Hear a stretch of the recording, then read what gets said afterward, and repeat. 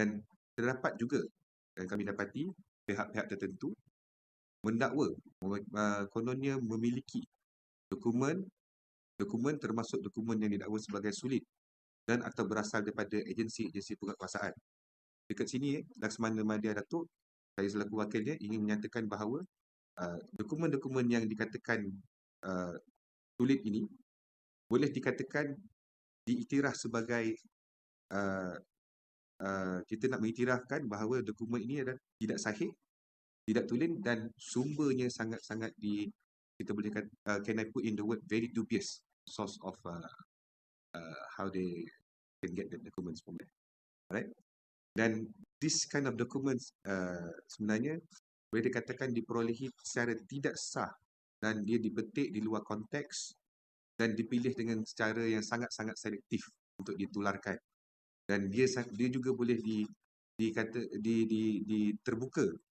Dokumen ini juga terbuka kepada risiko untuk diubah suai ataupun dimanipulasikan oleh pihak-pihak yang tidak bertanggungjawablah dalam hal ini, dan tidak wajar untuk dianggap sebagai bukti untuk apa-apa salah laku ataupun apa-apa dokongan kepada tuduhan yang telah dilemparkan kepada Laksamana Madya Datuk.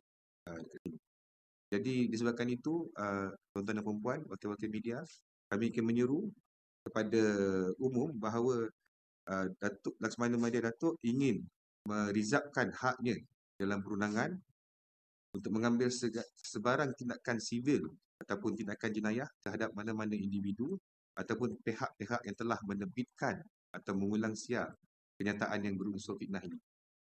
Dan oleh itu, Laksamana Madya Datuk juga ingin meletakkan kepercayaan penuh kepada kedaulatan undang-undang kerana kita ada rule of law and every single person is innocent until proven guilty, dan juga kita meletakkan kepercayaan yang sangat tinggi kepada setiap institusi yang sah yang berada pada hari ini, kepercayaan penuh kepada integriti setiap institusi yang ada, sebab sekiranya tindakan akan diambil, makanya pihak-pihak penguasaan ini yang akan mengambil tindakan sekiranya perlu.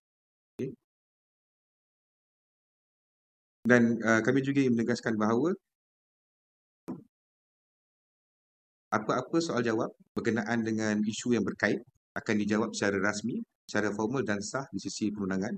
Dengan ini kami menekankan Laksamana Madya Datuk tidak bertanggungjawab kepada sebarang respon yang dilemparkan secara tuduhan tanpa identiti, bersifat spekulasi ataupun sengaja menggembar-gemburkan naratif untuk mendapatkan sensasi isu seperti yang kita dapat hari inilah.